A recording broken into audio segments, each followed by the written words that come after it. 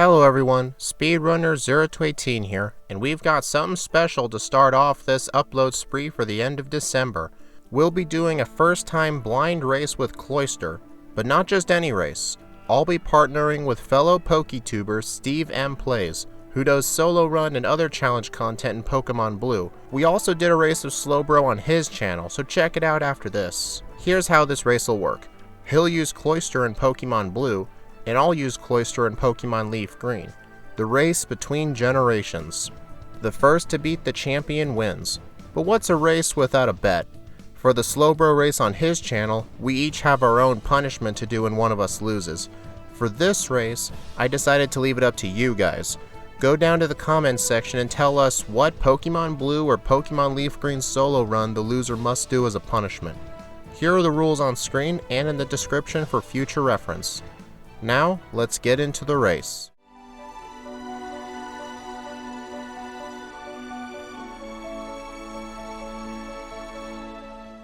Before we did the race, we each had some predictions on how our runs will go, so here's what Steve said. For Cloyster, I'm expecting to have just a few difficulties throughout the run. The first difficulty I think I'm going to run into is probably Surge, because my special is not the highest, my speed is not the highest, and at this point I have never been able to buy like calcium. So I'm up to his mercy about Thunderbolts. Then I was trying to think the whole entire run, and I actually caught myself on the Slowpoke trainer is probably going to be a difficulty. And here is what I said. For me, I predict Brock is going to be quite tricky unless I can take his Onix down with Aurora Beam, because I don't start with any water moves, especially since the next water move I'll be getting isn't Water Gun in Mount Moon. That was replaced with Bullet Seed. It's Water Pulse from Misty. And I think Surge is going to be extremely difficult because I'm a water type. Erica's good. I don't think Erica will be difficult because I'll have ice moves.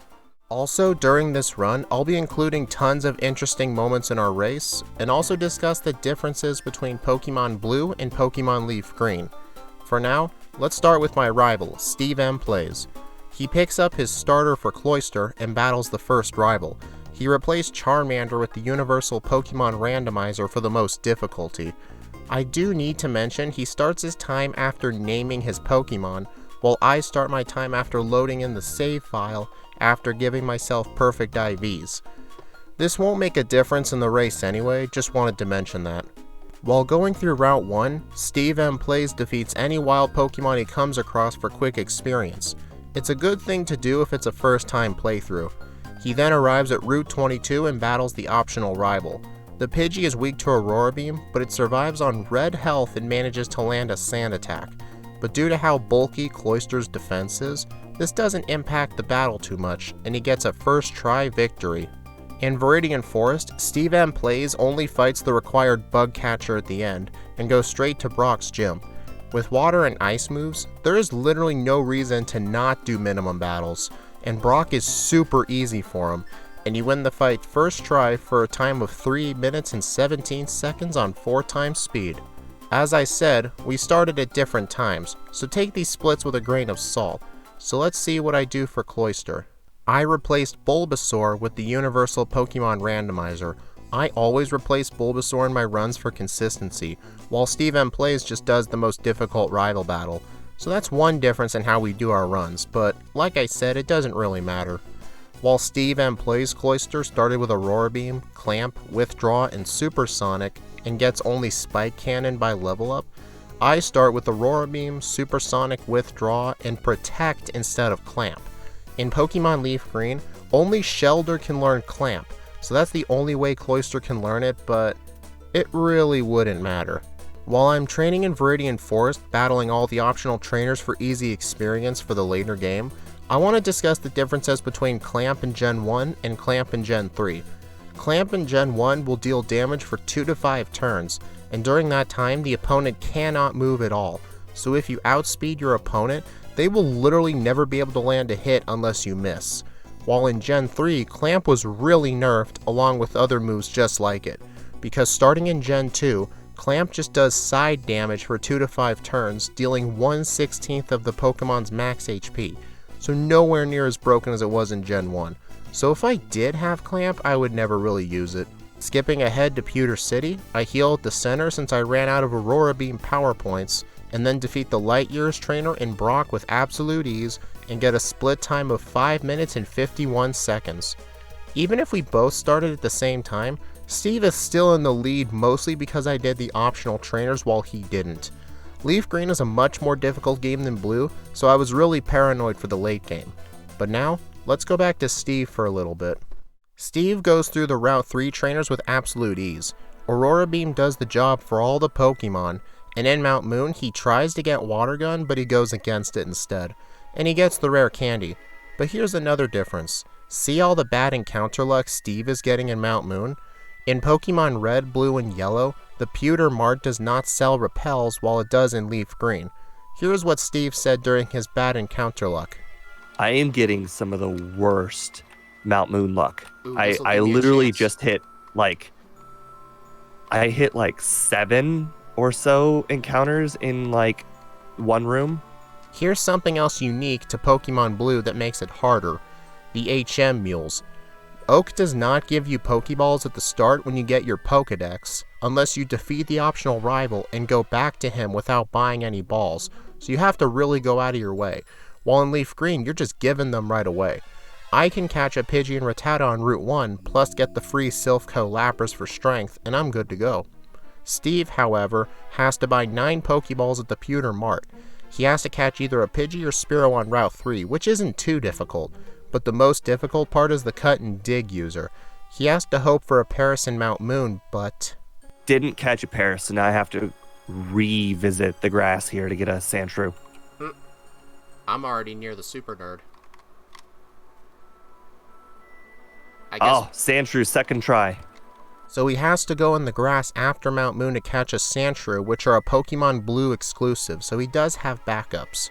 Plus, Sandshrew has the advantage of learning Strength as well, so when he gets Lapras, it only needs Surf. Plus, if he's using a Water type and he teaches it Surf, he never has to get Lapras. I don't really think it matters though. What's more important is the ability to cut down trees. Here's how Steve does his Mount Moon HM Mule hunting. Yeah. So the thing is, I have an interesting way of dealing with Strength. So in Mount Moon, if I get a Paris, then I will actively try and catch a Geodude, if I still can, like assuming it's not the last room. If I don't get a Geodude, then we're just going to have to wait till we get Lapras. But if I don't get a Paris, then I just get a Sandshrew, and now I have, Strength. After obtaining the Sandshrew, he can either do Rival 2 or Misty, and he chooses the latter. The reason he does this is due to Misty's good AI, which is another Gen 1 quirk. Her Staryu and Starmie will avoid using water attacks since Cloyster resists water moves, and even if they'll do more damage, it doesn't even matter. This may have been a mistake for Steve though, as Starmie takes very little damage from Aurora Beam and almost dies, but although he gets the TM for Bubble Beam, which he teaches right away over Supersonic. Bubble Beam after Stab, the same type attack bonus, is an effective 97 base power, which is very overpowered this early in the game. Now it's time for Rival 2. The Rivals team starts with Pidgeotto, which can be a pain in the ass due to Sand Attack, but with an Ice move, Steve takes care of it in 2 hits. The Abra is a free win with Aurora Beam, and everything else, even the Bulbasaur with Vine Whip, is no issue at all. Now it's time for the Route 24-25 trainers. Neither version really has any difficulty with these trainers.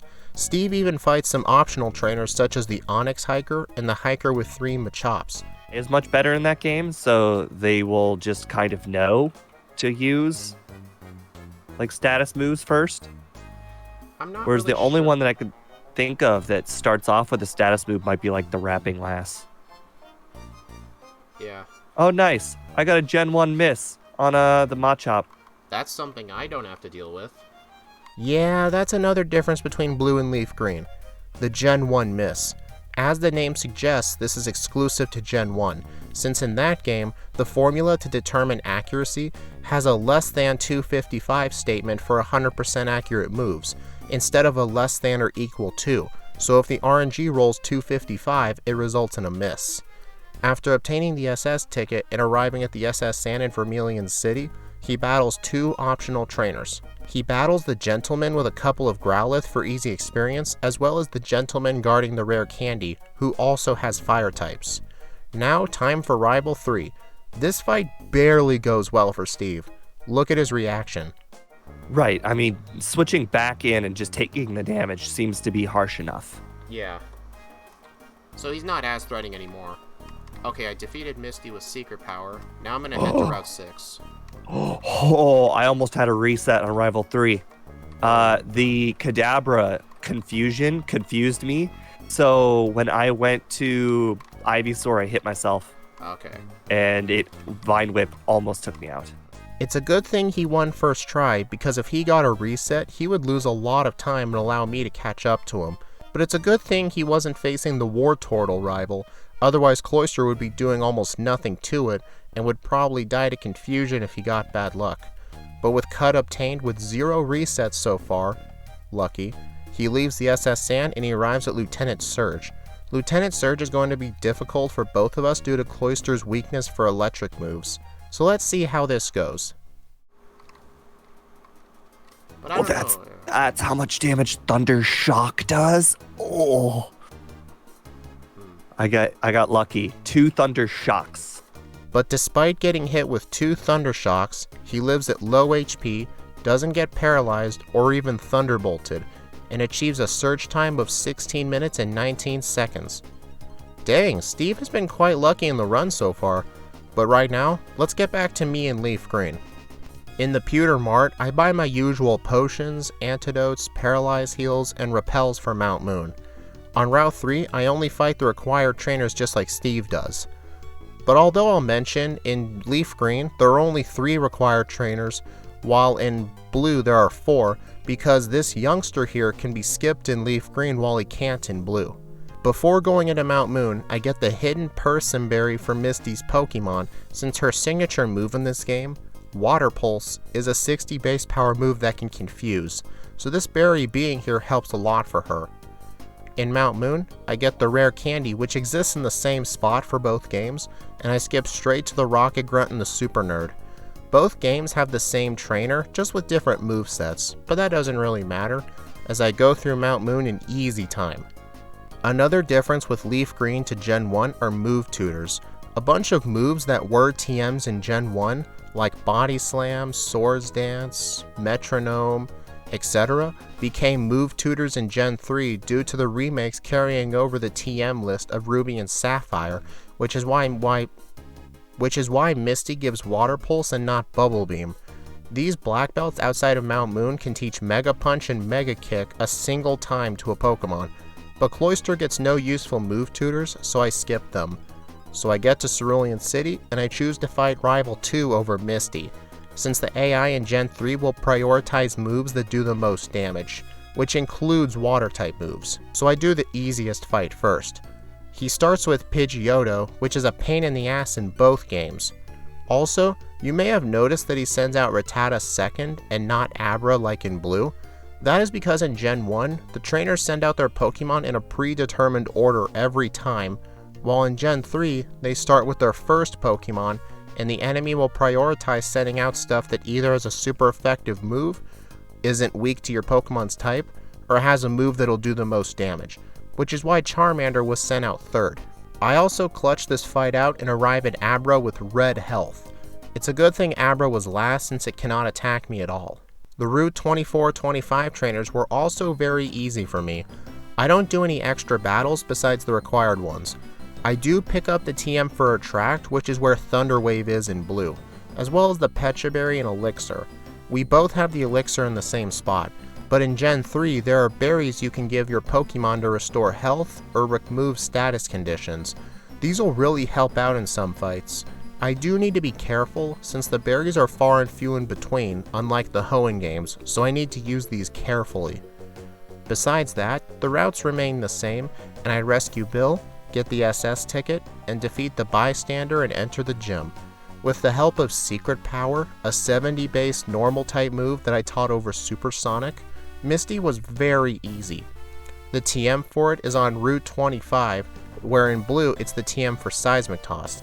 In my opinion, Secret Power is a much more useful move. After Misty, I go down to Route 6. On this route, I get a hidden citrus berry and a rare candy. Some rare candy locations have changed slightly, and this is one of them. It is here on Route 6 instead of the SS San, since the rare candy was replaced with an X attack on the ship. On the SS San, I also decide to battle the same optional gentleman with the Growlithe, but I get roared and force a switch, so I have to switch back. In blue, Roar is useless in battle, along with Whirlwind, so that is something Steve doesn't have to worry about, but I do. I have an easier battle with Rival 3 than Steve does, mainly since I'm fighting Charmeleon and not Ivysaur. I then get cut, leave the ship, buy some super potions and repels at the Vermilion Mart. I then enter the gym, pause the timer for the trash can puzzle, since GameHook allows Steve to bypass the puzzle, while it can't do it for Leafgreen yet. I don't pause the timer in my Leafgreen runs, since due to the length of the runs, it doesn't really matter to me. But I defeat Gentleman Tucker, which is a mandatory fight in the remakes but optional in blue, and I battle Surge. Oh, so close to killing the Voltorb. I know Pikachu's gonna die. Alright, let's see how Raichu goes. Oh, it's 1 speed higher, you gotta be kidding. Ouch. And I'm dead to Shockwave. Yeah, with that loss to Shockwave, I fight the optional trainers in the gym. With the trainers beaten, I'm at level 25 over a damage rounding threshold. Since at levels ending in 0, 3, 5, or 8, the damage gets a huge boost since the formula rounds down when it multiplies or divides. Let me see if I can do this again. I don't know which would be more powerful, or let me try Secret Power. Okay, that's even worse. It lowered my defense, but that doesn't matter, because I'm more terrified of the electric moves. Alright, so now I outspeed the Raichu, thanks to my plus speed nature. Oh, you're using double team? Oh no. And I'm paralyzed. Come on, you... Oh my... You butt wipe. And again. If it had my Cherry Berry, I would have won that fight. Ouch. At least at 25, Voltorb dies. Ooh, it lowered attack. That's kind of pointless. Dude, knock it off with the paralysis. And again. What if I protect turn 1? Yeah, the only level up move is Bike Cannon, and it's awful. It's level 50. Oh, yeah, I'm gonna need to train for Surge a little. Okay, it's obvious I'm not gonna get past Surge at this point. So I go to Route 6 and battle the rest of the trainers there. Cloyster in both games is in the slow level up group, so this training was super difficult for me. This just gives Steve a ton of time to get an even bigger lead than he already has. Although since I have to grind in a lot of these runs, one advantage is that I get the Versus Seeker to rematch the trainers for much faster experience. While in blue, if extra training is needed and you run out of trainers, you have to grind on wild Pokemon, which is way slower. Once I reach level 28, I go back to Surge and try again. Okay, so I went to an extra room by accident. I fought 2 extra Rocket Grunts by accident, so be it. I'm sure we'll be fine. Come on, hit through the paralysis. Finally, I got Surge's badge. Let's go back to Steve and see how he's doing. After defeating Surge, he gets the bike voucher and digs back to Cerulean, a Gen 1 trick to save time along with digging out of Bill's house, but both of those dig spots do not exist in yellow. He also then gets the bike and does the Route 9 Rock Tunnel Gauntlet. The wrapping last proves no difficulty at all due to Aurora Beam. The Pokemaniac with the Slowpoke, however, isn't difficult for him per se, but just takes time. Everyone else, though, in Rock Tunnel is very easy for Cloyster, so let's skip ahead to Celadon City. He skips the Pokemon Center heal till later and goes straight to Erica. All the trainers in here, if you have a super effective move on their Pokemon, are a great and fast way to gain tons of experience, especially since Cloyster's in the slow level up group, but let's see how Erica goes.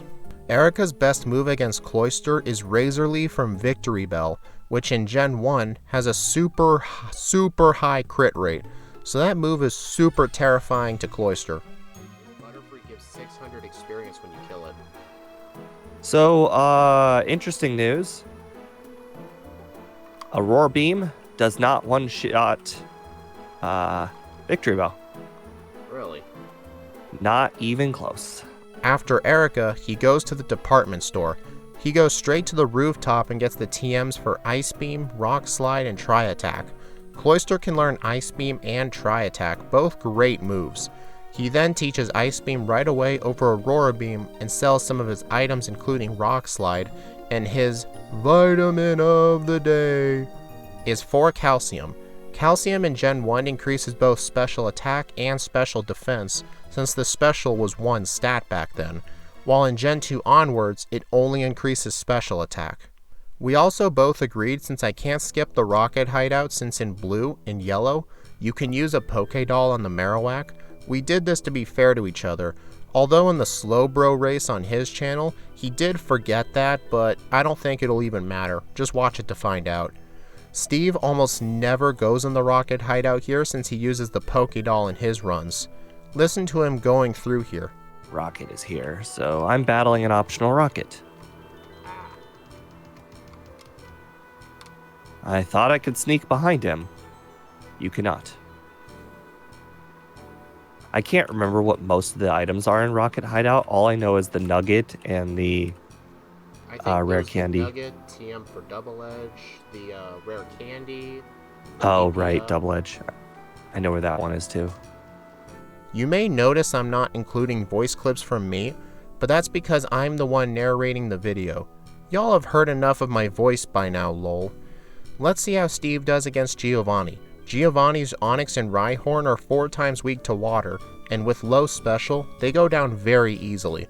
However, Kangaskhan is very bulky, so it takes quite a few hits to take down, and despite running out of bubble beams, he still has Ice Beam. A Chesto Berry, Rare Candy, and the Cherry Berry. It's the final one I have. What the heck was that? I just dug out, and I dug all the way back to Cerulean. Yay, I get a bit of help. No. No. I didn't bring the extra water. I have to go through the entire cave again. Oh, I'm at the entrance to Rock Tunnel, actually. Oh, that's so embarrassing. These are just first attempts. These aren't gonna go... They're not gonna be counted to the final results, are they? No. Yeah, for but me it's a whole video on its own. Yeah, at least it'll make some funny content. That was a massive mistake. But another bigger mistake is that he forgets the fresh water, so he can't go through Saffron City to get back. So he has to go all the way through Rock Tunnel, wasting even more time. I don't blame him though, we were constantly chatting with each other during the run, so mistakes like this were bound to happen. After arriving back at Lavender, he heals at the center and battles Rival 4 while he's here. Rival 4 in both games is the easiest rival in the entire game, so this fight isn't even worth talking about. After that, he has to go to Lavender Town Mart to buy some repels since he forgot to do it at the department store, which is what he thought, but he actually had them the entire time.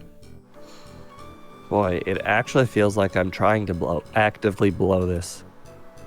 I think you're still gonna win anyway because the remakes I know, are a lot but slower. I know, but I mean, it feels like I'm actively trying to sabotage myself because I did, in fact, have the super repels and didn't use them. Because I went to go buy some more super repels. Apparently, I already had some.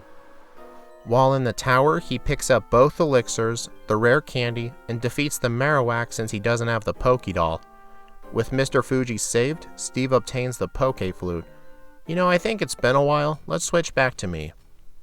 The Route 9 Rock Tunnel trainers were about as difficult as they were for Steve, which isn't saying much at all. Another note in Leafgreen, there are 3 extra mandatory trainers in Rock Tunnel, which includes 2 hikers and a picnicker, otherwise known as a junior trainer female in Gen 1. I don't know why the classes were changed in the remakes, but that's just how it is. This is off script. I think the reason they did this is to be consistent with Ruby and Sapphire, since in those games they were changed to Picnicker and Camper.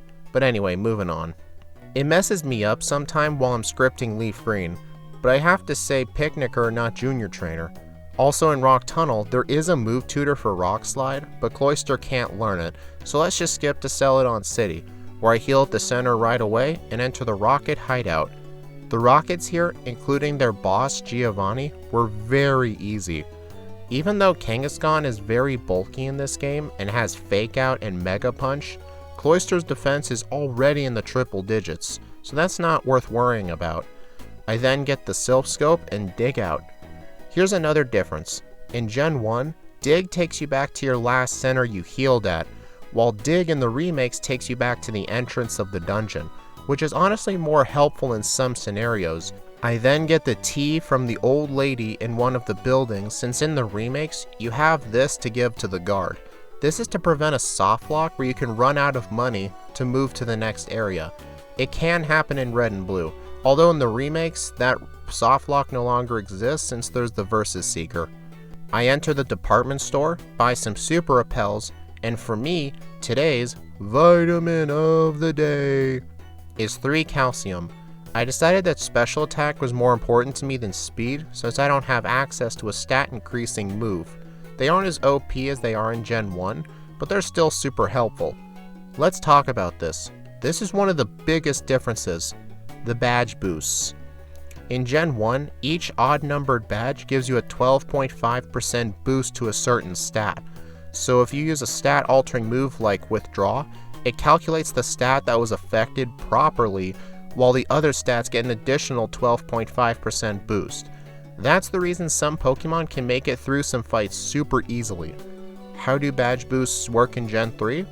It's just a flat 10% increase that never gets added upon since the glitch was fixed. It's kinda bad for me since with Withdraw, this'll help Steve a lot of extra ways, while for me, I'm just stuck with raising defense, so it's quite useless to me. But for him, he's gonna take advantage of that move. Anyway, on Rival 4, which was right after I got the HM for Fly, I use Aurora Beam on Pidgeotto for the one hit, and then defeat everything else with a mix of Secret Power, Water Pulse, and Aurora Beam. Gyarados was quite tough since I don't have a good answer for it besides Secret Power, with my attack lowered by 1 stage thanks to its ability Intimidate. While going through Pokemon Tower, Steve says something interesting. I am just gonna have to do what Scott does and go to the box. Oh, you're gonna have to deposit key items? Yeah, I have too many. Where are you at so far?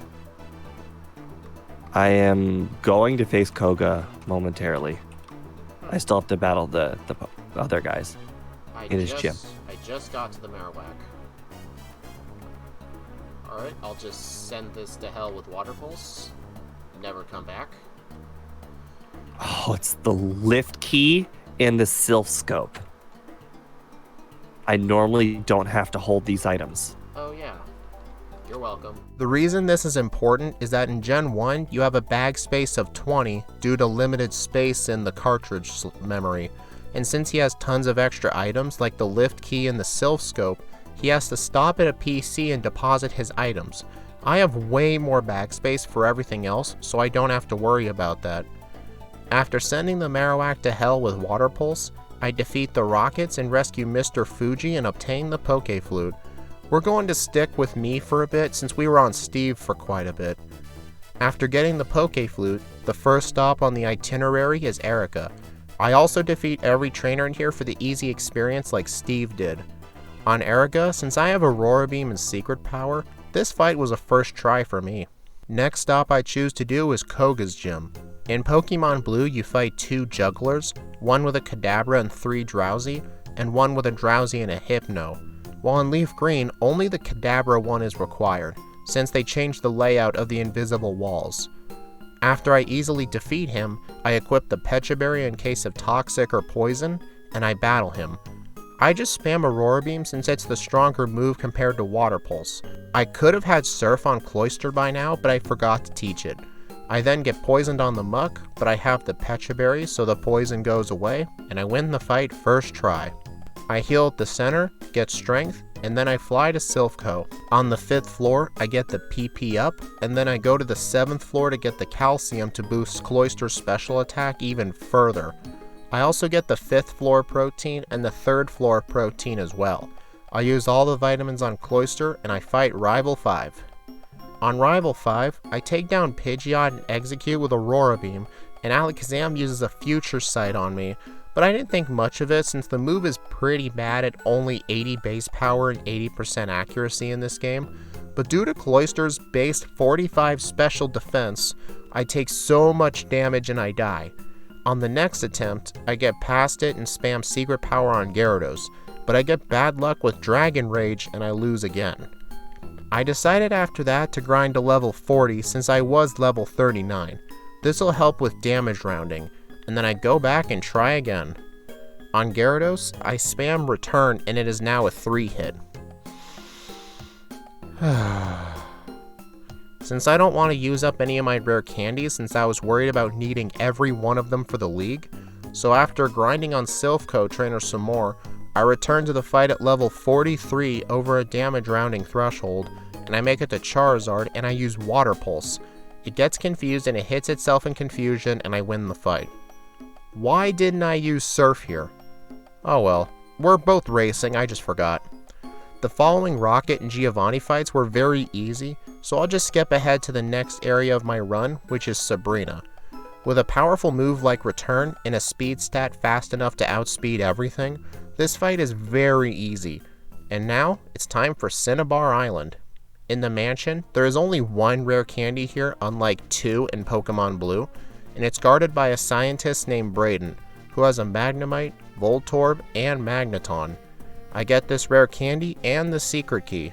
Now for Blaine. I don't battle any of the gym trainers in the gym, and I go straight to Blaine. With a Cloyster having low special defense, Fire Blast can be quite fatal, but his Pokemon were all a one-shot sweep with Surf. Finally, Giovanni. I enter his gym, and the first required trainer, the Cool Trainer, has 5 Pokemon to take down, while in Blue he only has a Rhyhorn, so there's some extra time right there. The Black Belt has the same team though, but in Gen 3, his Pokemon are holding the Black Belt, an item that raises fighting moves by 10%. In this game, funny enough, the only way to get the Black Belt is to use Thief on one of several Black Belts in the game holding one, which is quite interesting for the future of any fighting types I do that can learn Thief. With those trainers out of the way, it is now time for Giovanni. His final Rhydon from Red and Blue is left as a Rhyhorn for some damn reason, I have no idea why. His team is just a spam with Surf, and I finally complete the gym challenge at a time of 1 hour, 11 minutes, and 3 seconds. Now, let's go back to Steve and see how he does with the remaining gym leaders. After obtaining the Pokeflute, since he doesn't have Fly, he has to walk back to Celadon City, but he encounters an optional trainer by mistake, which isn't a big deal. That happens to me in Yellow version all the dang time. When he gets back to Celadon, he heals at the center and tries Erica again after losing to her once before. With all the extra training from Pokemon Tower, her entire team are a series of one-shots. With the drink finally obtained for the thirsty guard, Steve goes through Cycling Road, gets the rare candy and PP Up. In the remakes, the PP Up's actually on the other side of Cycling Road, and in the place of the PP Up is the rare candy. It moved from the grass in the middle to the middle of the road. In the Safari Zone, he begins to struggle with his bag being full due to all the extra key items he ended up getting since we both fought Giovanni 1. He goes to the PC in Fuchsia City and deposits several key items, and then goes and battles Koga. Steve's plan here is to spam Surf, and he gets 2 lucky crits in a row. He also tries to set up Withdraw, but it uses Toxic, so he has to stop using Withdraw and defeat it with Surf. In my opinion, that was a waste of time and he should have gone for Surf, but I think he was just trying to brace for self-destruct, but with Cloyster's super high defense, I don't think that was necessary. This is another thing off script here. I want to discuss another difference. Critical hits. In Gen 3, every Pokemon is just a 1 in 16 chance to crit, but with high crit moves, it's something different, like think 1 in 8, but in Gen 1, that is your crit chance, so Cloyster has a much higher chance to crit than I do. Anyway, next stop for Steve is Cinnabar Island. While surfing there, see how he goes in a straight line? Watch when I have to surf down there. Oh, that's another difference right there. I could Yeah, just it's go a lot straight harder. down. It's a lot harder to navigate. Anyway, while in, he gets both rare candies and the secret key, and due to Cloyster's slow level up rate, he is still encountering wild Pokemon despite having a repel active. That's a massive disadvantage with slow level up Pokemon in both games. Also in Blaine's gym, to gain some more levels for the late game, he fights every trainer in Blaine's gym while I skipped all of them. Blaine is actually very easy in red and blue. Very famously, he's one of the worst trainers in the game. This is somewhat the case in Leafgreen, but the AI is smarter, so I have to deal with that. In yellow though, Blaine is way more difficult. In this fight though, he just sets up withdraw because he thought it would badge boost his special to make Surf do more, but you need Blaine's badge to do that, and he doesn't even have it yet. But it did boost his speed stat, so it wasn't a complete waste of time. With Blaine out of the way, he arrives at Silphco, gets the 10th floor Carbos and Rare Candy, and battles Rival 5. The Pidgeot and Gyarados go down very easily for Steve, especially since Gyarados doesn't have Dragon Rage like it did for me. Plus, he just has really lucky Rival 5 battle. The Alakazam literally just spammed Recover, which is super hilarious. I won't talk about Giovanni for him either, since Giovanni is just easy if you have a water-type move like Surf. After digging out of the building, causing more property damage than I ever could in the remakes, he battles Sabrina. Okay. Oh, that sucks. I got a special drop, and that pretty much ruined all my badge boosts. Oh, man. At least I don't have to worry about accidental level ups. Alakazam used Reflect. Oh my god. Only one reset. I play like an idiot, and luck is just on my side. The final gym leader for Steve is Giovanni. This battle is mostly the same, except Giovanni's final Rhyhorn is actually a bloody Rhydon, which actually makes sense since it evolves at level 42. But it doesn't matter since Surf just one-hits everything, and Steve completes the gym challenge with a time of 51 minutes and 26 seconds. Comparing our splits after the final Giovanni fight, Steve is ahead of me by 21 minutes and 34 seconds. This is mostly due to very difficult battles for me, especially against Rival 5 and Lieutenant Surge, and Steve having some of the most insane luck I've ever seen. It's most likely I'm going to lose, so put your punishment for a Leafgreen solo run in the comments below.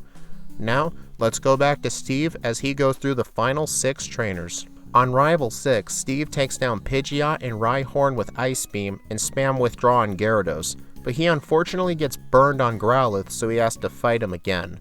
On the next attempt, he sets up Growlithe, doesn't get burned, and defeats the rest of Rival 6's team with Surf and Ice Beam. With that out of the way, he's approaching the endgame. In Victory Road, he gets the Rare Candy, which is in the same place for both of us, and he arrives at the League. He heals at the center, buys 4 full restores, and enters the League.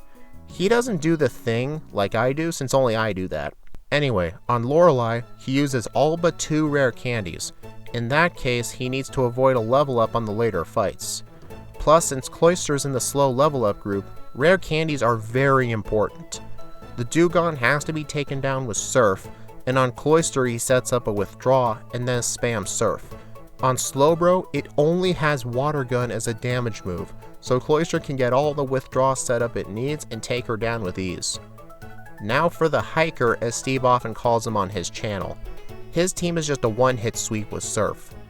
On Agatha, it is known as the Agatha Lottery, coined by J-Rose. However today, Surf does half damage, but then it goes to sleep with Hypnosis, and then switches into Golbat. Once Cloyster wakes up though, the rest of Agatha's team... Right. Because it crits a lot. Yeah. Alright. No, I'm not learning Spike Cannon. No. Would you believe that Toxic took me out on Agatha? No. I know, crazy. Well, never mind. I guess Steve's bad luck is starting to catch up to him finally. He does win on the next attempt though. Lance is going to be super easy for both of us due to both of us having ice moves. He has Blizzard for this fight. It's a very good move. In Gen 1, Blizzard is 90% accurate, while in other games it's at 75. None of Lance's physical attackers do much to Cloyster, so Cloyster shrugs off the battle easily. Now for the champion. I'm going to show the live commentary for this. You're gonna want to listen to it. Right. So, instead of like knowing what level Oh I have my to be, I have God. to figure it out. Oh my god, I can't do a 6th badge boost because I'm at 999 defense. Oh my god. Have you ever seen that? No. Yeah, I'll be sure to point that out.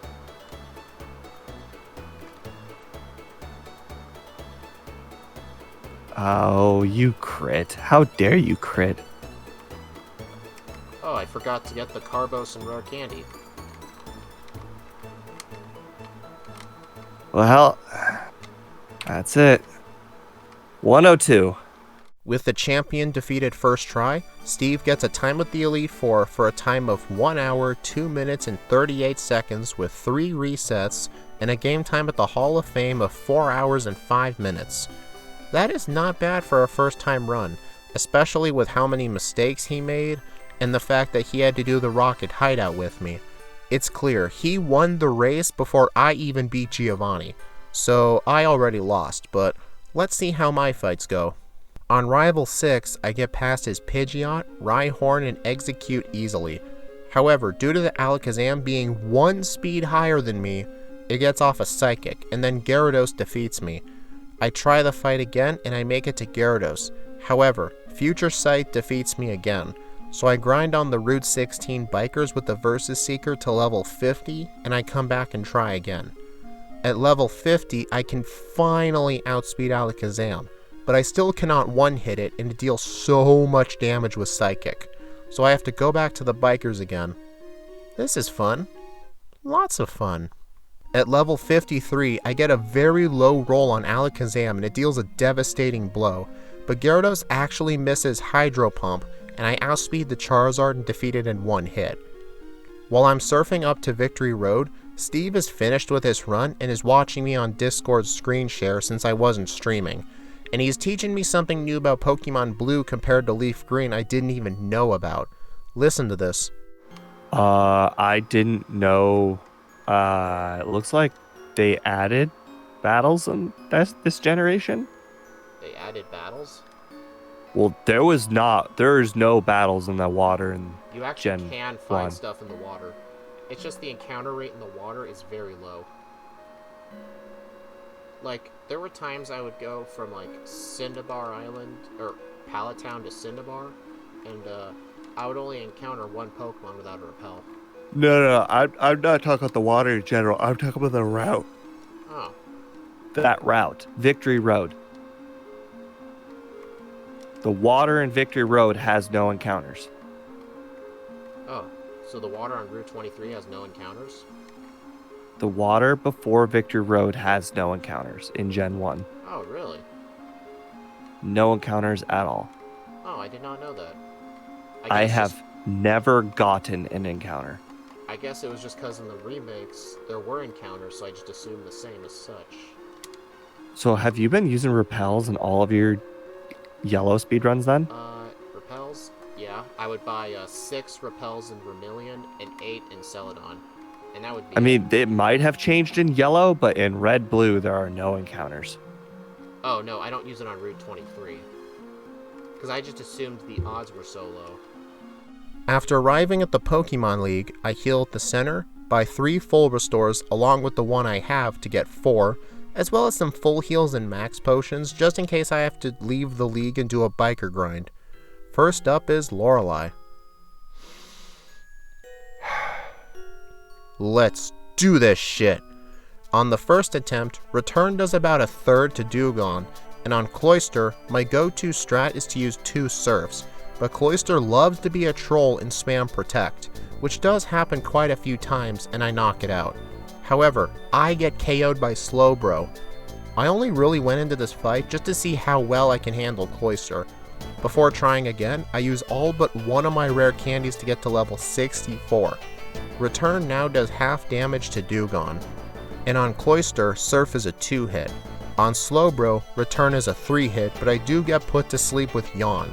Jinx and Lapras both go down very easily since I was able to wake up in time, before things got really bad. Bruno is very easy in Pokemon Blue as Steve has shown us, but for Pokemon weak to fighting moves like Cloyster, he can be pretty difficult. Hitmonchan and his first Onix have Rock Tomb for speed control, and in Gen 3, if you're faster than the opponent, the AI will prioritize speed control over damaging you. However, I get KO'd by Machamp due to getting outsped. On the next attempt, Hitmonchan still gets a Rock Tomb in and Hitmonlee outspeeds me, but Machamp lives a Surf and KOs me. I couldn't get the TM for Ice Beam since it is locked behind the game corner. Although now that I'm thinking about it, this is also off script. I developed a way to get Ice Beam really quickly if I ever need it for a run. I just pick up every vitamin in Silphco and every nugget to get the $80,000 I need. I didn't know that strat at the time, but if I did know it, I would have had Ice Beam. I realized during these Bruno attempts that the answer to help me out is to black out and get the TM for Rain Dance, as well as get the Mystic Water to boost Surf an additional 10%, along with the 50% that Rain Dance will deliver. I'm not going to show Lorelei again, so let's get back to Bruno, especially since I had many more resets on Lorelei due to very bad luck. With Rain Dance and the Mystic Water, Surf becomes a range on Hitmonchan, but it is more likely to KO than to not KO, and that is thanks to the Mystic Water. I did the math during one of the Bruno fights. I set up Rain Dance on the Onix and then Surf the Hitmonchan, and I get the range I need, while Hitmonlee outspeeds, and I don't KO the Machamp. It uses Scary Face instead of Cross Chop, and it misses, so I can move on to Agatha. On Agatha, I outspeed her first Gengar and almost KO it with Surf, but it heals, and even though it tries to set up Double Team, I just reset anyway since I was tired of dealing with all this bad luck. On the next attempt, I equip my second Pecha Berry, use a Rain Dance, and spam Surf on our entire team for a series of one-shots. Well, that was easier than I thought. Now for Lance. I may not have Ice Beam nor the 90% Blizzard that Steve got to use. I do have Aurora Beam for his Dragon types. On his Gyarados, which has always been a pain to deal with in this run, I spam Return and it does a quarter to a third damage, I can't really tell, but I reset here due to getting way too low in my HP. On the next try, I use one Aurora Beam first and then spam Return to avoid a full restore. And then after that, the rest of his Pokemon were very easy to take down. Even Aerodactyl, who outsped me by 3, but it doesn't matter since all his moves are physical. It's funny to believe that Bruno was actually the hardest Elite 4 member in this, tied with Lorelei. Now for the champion. On Pidgeot, I try to use Aurora Beam, but it is so close to being a one-hit. But it heals and then I knock it out. Must have been a range. The next couple of Pokemon were very easy. On Alakazam, I actually outspeed it, but Return doesn't KO it and it knocks me out with Psychic. You've gotta be kidding me. On the next attempt, I get a Rain Dance set up on Rhydon, but on Exeggutor it puts me asleep with Sleep Powder and I get KO'd with Giga Drain. After a couple more tries and accidentally resetting my reset counter since I was using my numeric keypad to do some math, and my counter for the resets is keyed to the 0 button, I use Blizzard on Exeggutor for the guaranteed one-hit, since Aurora Beam was not a guaranteed one-hit. When I get to Alakazam, I do some math and determine that Return against Alakazam is a range, but not a good one. I try it, but I end up getting the range luckily. Now for Gyarados. I use Blizzard, miss, use it again, it does half, and I use another Blizzard, and I miss. I reset since I need to use 2 Blizzards on Gyarados, and throughout the whole fight I cannot get more than 1 Blizzard miss due to my PP. On the next attempt, I get the Blizzard luck I need, get to a nice level, and use Surf on Charizard for the one-hit, and I finally defeat the champion fight with a final time of 1 hour, 59 minutes and 43 seconds, under 2 hours, and a game time at the Hall of Fame of 4 hours and 52 minutes. Clearly, Steve M plays as the winner, mostly due to him getting good luck, me struggling against Bruno and Surge, and Pokemon Blue just being faster to play in general, especially with the badge boost glitch. Congratulations, Steve, this is a lot of fun. We should do one of these cross-generational races again next time. Please leave your punishment Leafgreen solo run for me in the comments, and the one with the most likes after a week is what I do. Also, if you aren't already, please go over to Steve M Plays channel and subscribe to him and watch our Slow Bro race on his channel. We're both on the road to 1,000 subs, so any help to get us there is very much appreciated. Also, tomorrow hopefully, I'll be releasing the Slow Bro vs Cloyster race on my channel, so with proper routing, we can see who is truly the fastest. Please like, comment, subscribe if you want to see more. Thank you all for watching, and I'll see you in the next speedrun.